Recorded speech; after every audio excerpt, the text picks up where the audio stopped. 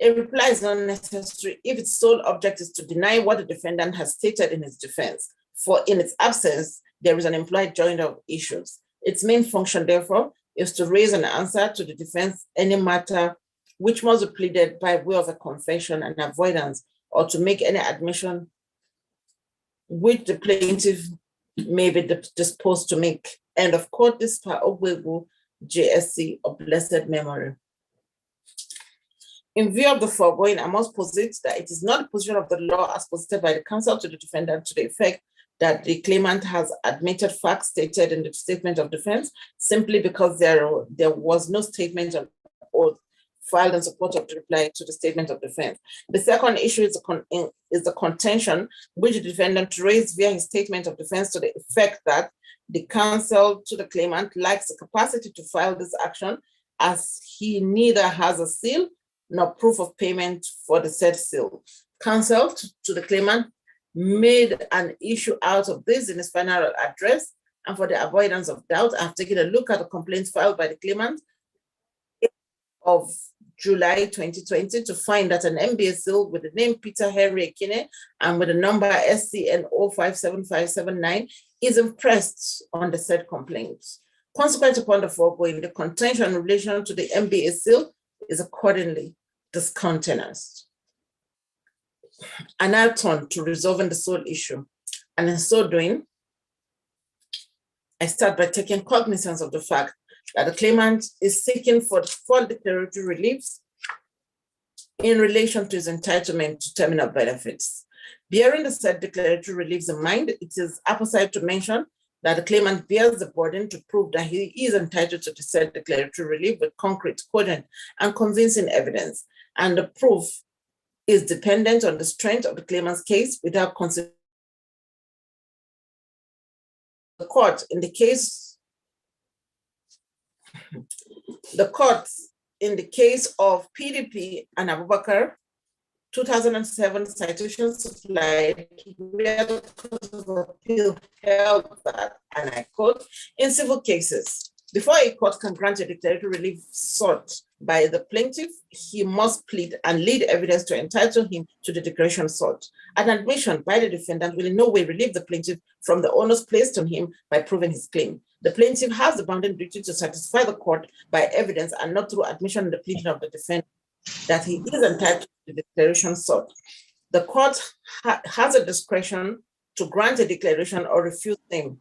The outcome will depend on how cogent and strong the claimant's case is. In other words, courts do not make declaration as of right on admissions. Please see the case of Bello against Eweka, Motunwashi against Shokunwe, 1998, citation duty supplied. And of course, this part Adeke JCA Ashiden was.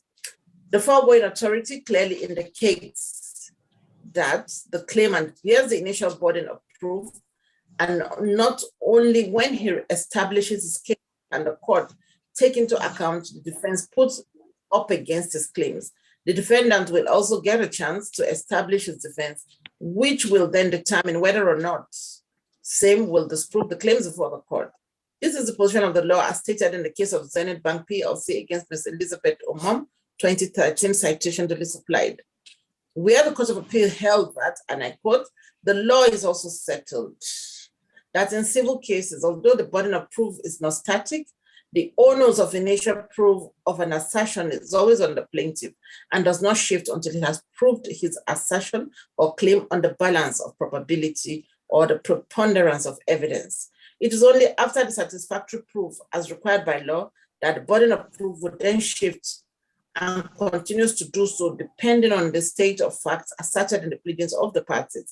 Where a party fails to discharge the burden in accordance with the law, his opponent bears no burden to prove any fact, and his case will not be dismissed for failure of proof. Please see Ebong against Omobari, 2002, Iman against Sheriff, 2005, and of course, this Pagarbaji as he then was. Bearing in mind the foregoing authorities, I reckon that the highlight of the case of the claimant is that he was issued 2 letters of employment. The first was an error, and the error was corrected in the subsequent letter issued to him.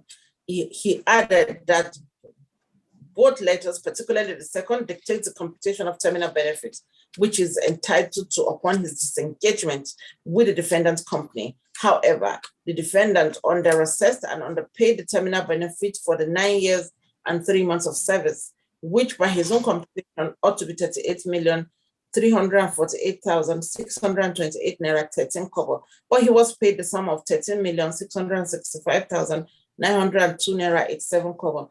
In establishing his case, the claimant tendered Exhibit C2 and C3, which were the 2 letters of employment respectively, dated 3rd day of November 2010 and 21st day of March 2011. Claimant also tendered Exhibit C4, which is the letter of salary review and increment dated 7th of May 2012. The claimant added Exhibit C5, which is the letter of disengagement dated 27th of January 2020, and Exhibit 6, which is the computation of terminal benefits issued to him by the defendant dated 20th of February 2020. The highlight of defense to the foregoing case of the claimant is that the claimant was first hired as a petroleum inspector before he was given another letter of engagement as documentation manager. And while it is true that the claimant's salary was increased, the claimant's terminal benefits was as shown in Exhibit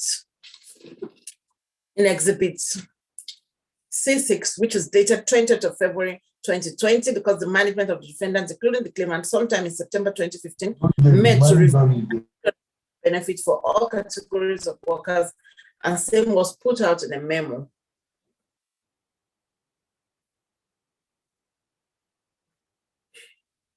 The defendant added that the claimant is aware of the terminal benefit and applied to the MD CEO of the defendant to, on a personal ground, compute his own terminal benefit based on the appointment as petroleum inspector.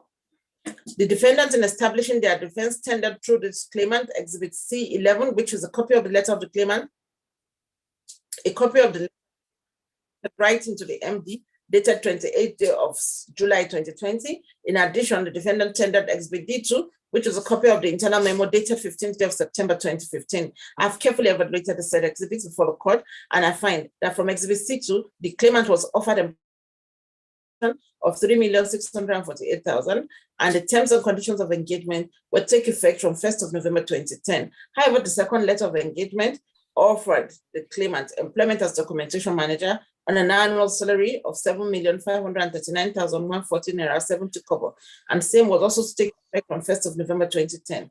Looking at the date at which both employment will take effect, it makes version of the claimant believable to the extent that his first appointment as petroleum inspector was in error for all intents and purposes. The claimant's employment with the defendant was as documentation manager on an annual salary of 7,539,140 naira 70 kobo, with effect from 1st of November 2010. Having said that, I take into account the fact that the parties are in accord as to the fact that the claimant's salary was increased from 7,539,140 naira 70 kobo to 13,692,666 naira 6 kobo.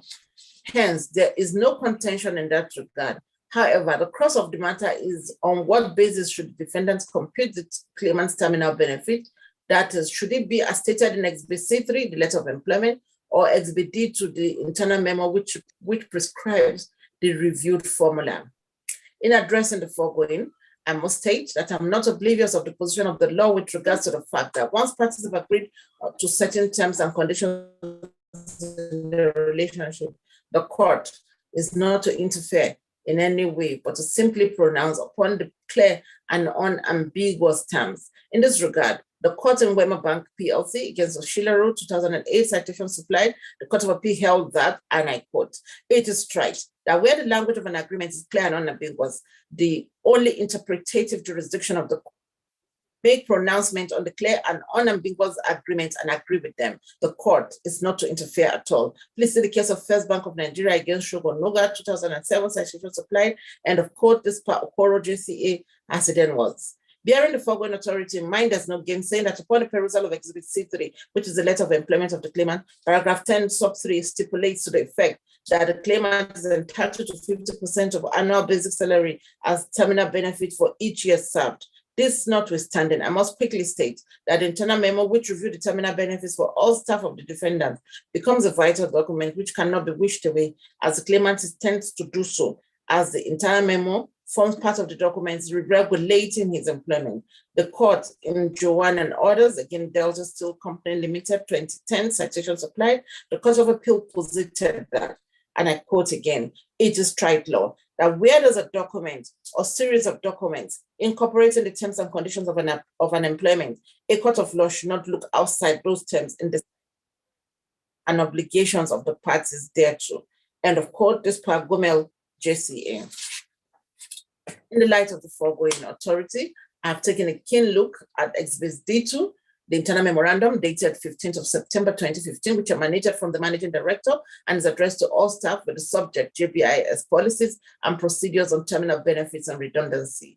Arising therefrom, a table stating the computation of terminal benefit based on the length of service is found on the second page, which stipulates 1 month gross salary pay. I take that again, please. Which stipulates, and I quote, 1 month gross pay for each complete 12 calendar months served plus 3 months pay, end of quote. The question that arises from the evaluation of the foregoing is whether or not the change in policy was brought to the notice of the claimant. In other words, was the claimant aware of the change in terms relating to terminal benefit? To answer this question, I reckon with the position of the defendant who contended that the claimant is the management staff, of the members of the management staff who met, reviewed, and agreed on the said policy sometime in 2015.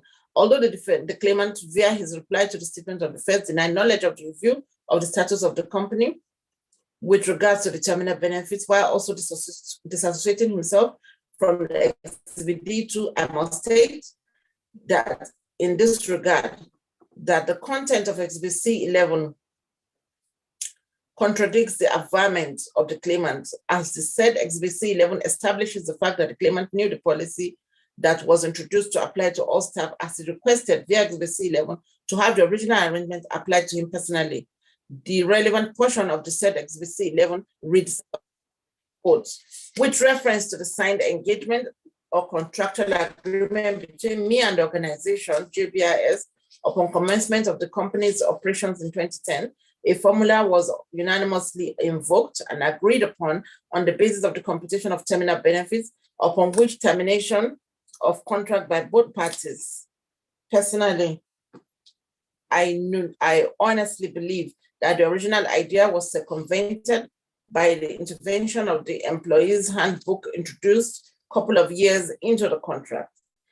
I could recall issues arising then, based on the office I occupy in the company and by restraint from questioning or antagonizing processes and policies instituted by authority, although I'm not compelled to accept them as it were, but entitled to discuss and come to an agreed terms, specifically in a time like this. Yesterday, the DGM briefed me on the current computation proceedings as enshrined in the employee's handbook. And since I was not sure that this will be fine by me, I wish to humbly request that the original arrangement be applied on my case. Just as I said earlier, this is a personal plea, end of quote. In view of the foregoing circumstances, I must state that it is not out of place for an employer to review the terms of employment as long as such a review is brought to the attention and notice of the employee, such as is done by the defendant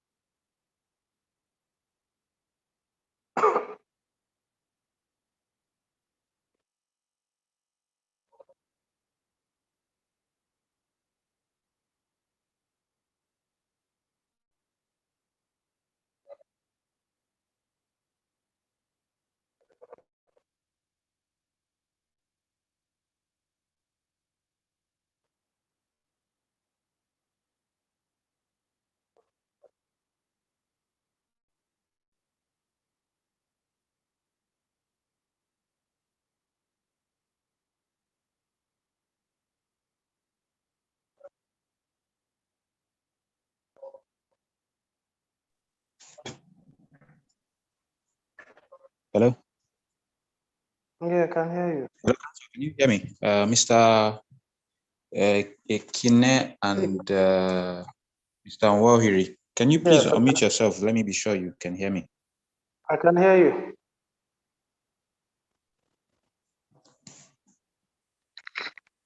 Wohiri can hear you. Okay. So please just try and file an application for your electronic copy in case you didn't hear some part of the judgment. We didn't hear. File a letter. It's down part. Exactly. So file. Yeah. So file it. You have the court's email address. So do a letter requesting for an electronic copy of the judgment, and scan and send it to the court's email address, please. Is that clear? The court reason. Yes. Oh, delivery has ended. Court has risen. Yes, ended. The delivery has ended. You probably didn't hear the. Please I didn't hear the last part. Can you just tell us? We'll apply. I'm busy. I just called you to tell you what to do. I'm supposed to prepare for the next case. So just kindly send your letter. You'll get a copy.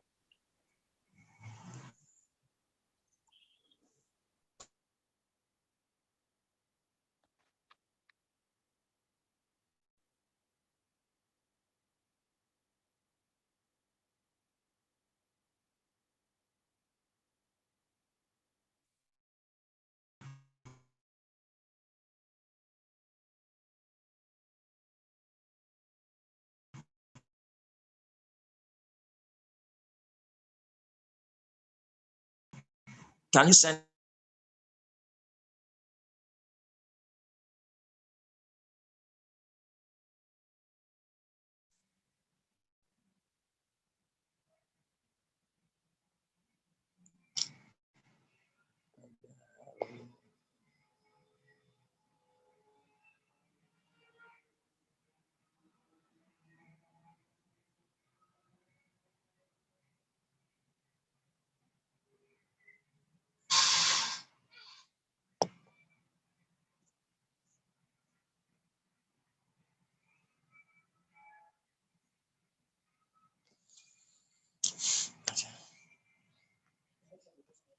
don't